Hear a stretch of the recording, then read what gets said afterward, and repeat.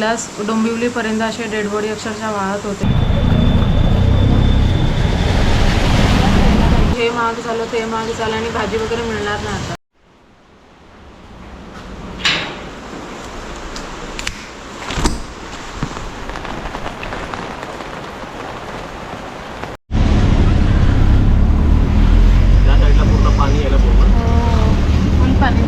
तिकडे पण तर आहे समोर पाणी जास्त. तसं त्या साईडला पाणी असल्यामुळे आपण या साईडने चाललोय ना.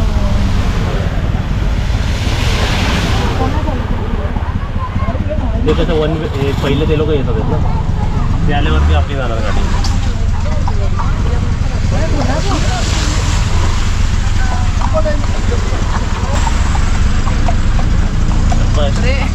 खात होता बदलापूर पाण्यात.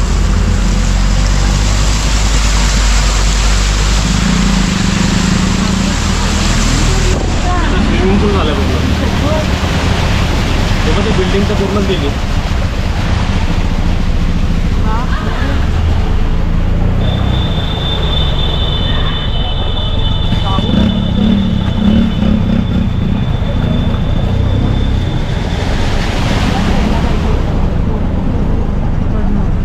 आज हेवी रेनफॉल प्रत्यक्ष बघितला आता. बाबा इकडे पाणी येतो बाबा. ती पण व्हिडिओ शूट करते बघ.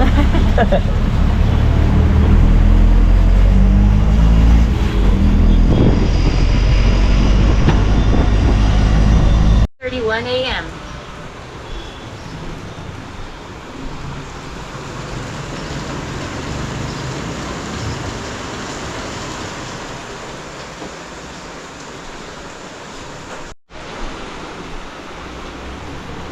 या काजलच्या मोबाईलमध्ये मेसेज. तर इथे तुम्ही बघा आता सकाळचे वाजले 10:30 आणि पाऊस जो चालू आहे तो कंटिन्यूस चालू आहे.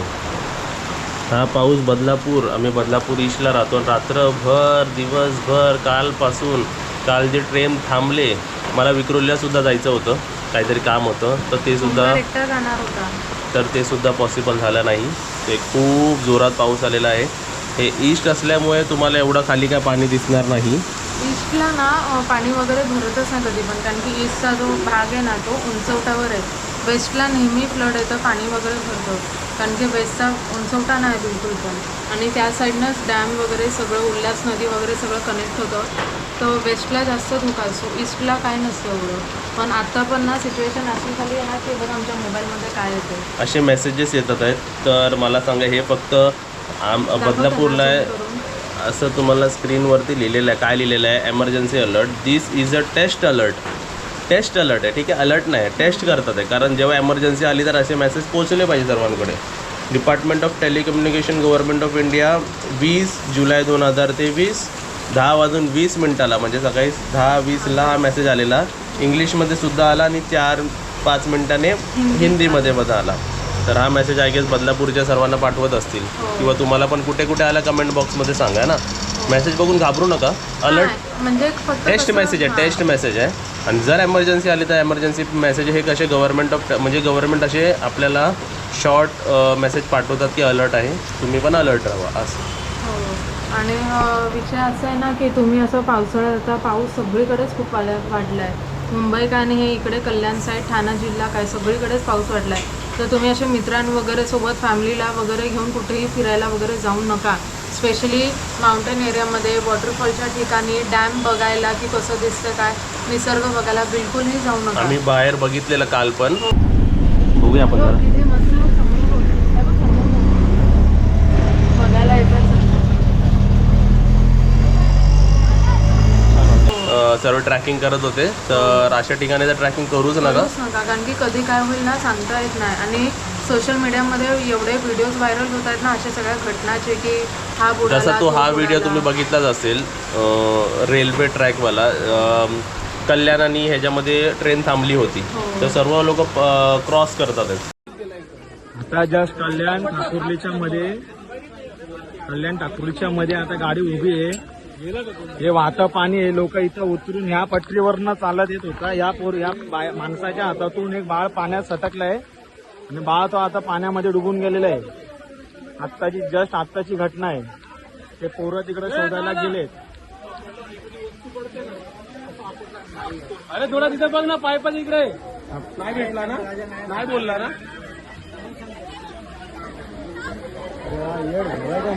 पोरं इकडचेच म्हणून गेलेले. अरे थोडा पुढे बघ ना. भरलंय रे तिथे, ते पण त्यांचा पण जीव आहे. तो पोरगा केवढीच पायात वेळ अडकली ना दादा, ते पण जातील. आणि एवढी जागा, एवढीशी जागा आहे, काय गरज आहे जागा होती. त्या गटारामधून? काय गरज आहे टनल एवढ्या ह्याच्यामध्ये पाण्यामधून क्रॉस करायची? करायची. पहिलं सांगा. तो मुलगा वाहून गेला ना, म्हणून या सगळ्या गोष्टी आहेत ज्या आपण ना जरा सतर्क राहायला पाहिजे. अशा वेळी फिरायचं नाही. जे काय तुम्ही घरी करा. आणि ऑफिसवाले, तुम्ही पण ऑफिसला वगैरे जाता तर बोलतात ना की बाय रोड आम्ही येऊ किंवा काय, पण बाय रोड पण खूप रिस्की आहे. कारण की पाणी पिणी भरतं ना, तर इतकं बोलतात ना ट्रॅफिक जाम होतो की 2-2, 3-3 तास माणूस ट्रॅफिकमध्येच अडकतो.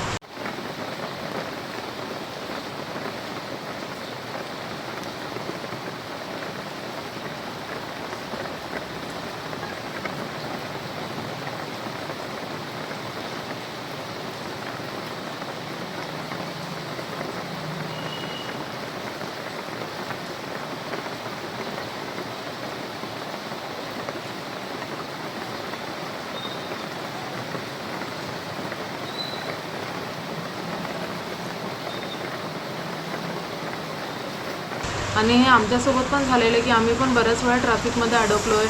मग चालत यावं लागतं ट्रॅकमधनं. हे सगळ्या गोष्टी ना अवॉइडच करा.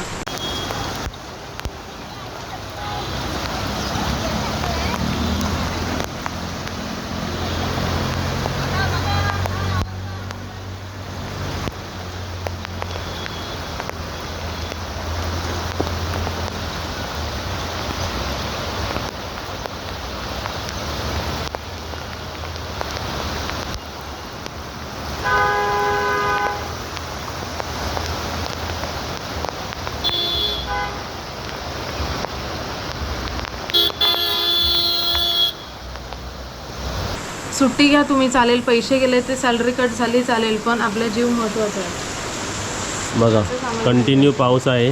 आणि आम्ही पण तुम्हाला ना आता बाहेरचे फिरण्याचे ब्लॉग्स वगैरे नाही दाखवते, कारण की आम्ही पण घरीच काय ना काय आता करू आणि तुमचं एंटरटेनमेंट करू. तुम्हाला वेगवेगळं दाखवू वगैरे. आम्ही पण आता बाहेर वगैरे असं फिरायला जाणार नाही. आणि इकडे बदलापूरला काय होतं, वेस्टला का भरतं अजून ते डॅम ओव्हरफ्लो झाल्यामुळे त्यांना कसा फ्लो बाहेर काढावा लागतो. गेट्स ओपन करावे लागतात. जर गेट ओपन केले तर लास्ट वर्षी काय झालं होतं काजल? लास्ट वर्षी नाही, बऱ्याच वर्षाआधी बऱ्याच म्हणजे डॅम्सचे गेट्स ना ओपन केलेले आणि फुल फ्लड आलेला. वेस्ट पूर्ण बुडालेला. उल्हास डोंबिवलीपर्यंत असे डेडबॉडी अक्षरशः वाहत होते. म्हणजे प्रचंड नुकसान झालं आणि बऱ्याच लोकांचा जीव गेला. बऱ्याच लोकांचं घर वगैरे सगळं उद्ध्वस्त झालं. मग आम्ही ईस्टवाल्यांनी, बऱ्याच पॉलिटिशियननी सगळीकडनं, ठाणा डोंबिवली सगळीकडनं मदत केली त्या लोकांना. जेवणाची हेलिकॉप्टरमधनं, प्लेन वगैरेमधनं त्यांना जेवण वगैरे प्रोव्हाइड करत होतो. आम्ही पण कपडे वगैरे सगळं असं प्रोव्हाइड करत होतो. बरंच म्हणजे बोलतो ना, फ्लड आलं तर तुम्हाला एक आयडिया येणारच काय सिच्युएशन असेल. आणि ह्या 2 दिवस पाऊस दाखवलाच होता, आज आणि काल. या 2 दिवस हेवी रेनफॉल दाखवलेलाच आहे. त्याच्या पुढे जरा कमी दाखवलं होतं. या 2 दिवस जरा सर्वांनी सांभाळून राहा. तुम्ही घरीच राहा, बाहेर वगैरे फिरायला जाऊ नका. आणि जे काय भाजीपाला वगैरे ना आत्ताच जास्त अमाऊंटमध्ये आणून ठेवा. परत असं होतं ना की हे महाग झालं, ते महाग झालं आणि भाजी वगैरे मिळणार नाही आता. आणि जरा भाजीवाल्यांनी पण जरा रेट कमी लावा एमर्जन्सीच्या वेळी, नाही तर लावता येत नाही एवढं महाग महाग. कडधान्य वगैरे भिजत घालायचं. भाजी हाय जास्त गरमी. स्टॉकमध्ये आणा. ओनियन वगैरे जास्त स्टॉकमध्ये आणून ठेवा. थोडं आणि घाबरू जरा नको, आता हे 2 घरीच दिवसासाठीच आहे. हो, पण कसं म्हणजे माणूस आहे तर घाबरणारच. आपण अलर्ट राहायचं, म्हणजे आपल्याला काय होणार नाही. आपण प्रिकॉशन घ्यायचं बस, एवढंच. आणि पाणी आता भरत राहणार आहे. आणि पाऊस काय हा थांबायचा विचार नाही आहे. पाऊस चालूच आहे कंटिन्यू. आणि आम्ही काल गेलेलो वेस्टला भाजी वगैरे आणायला.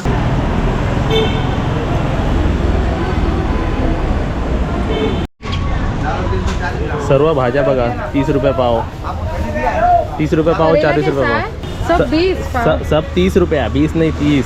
तर आम्ही आता ना आज पावभाजी करणार आहे. आम्ही जास्त स्टॉकमध्ये भाजी आणलं, कारण की आम्हाला माहिती होतं पाऊस आहे तर भाजी काय जास्त मिळणार नाही, ताजी पण मिळणार नाही, कारण की ट्रक वगैरे येत नाही, भाजीचं लोड वगैरे ट्रक होत नाही. म्हणून आता आम्ही पावभाजी बनवणार आहे. आणि मग तुम्ही बघा माझी पावभाजी कशी बनवू. आणि सर्व भाज्या हे 120 रुपये किलो, इवन टोमॅटो पण 120 रुपये किलो आहे. महाग तर झालंच आहे सगळं. सर्व महाग आहेत. आता- दोन्ही आई, एक आई तयार होते, एक आई फ्रेश होते आहे, एक जेवण बनवते आहे है ना. हां तुम्हाला पावभाजी नंतर बघता येईल कशी बनवते ती.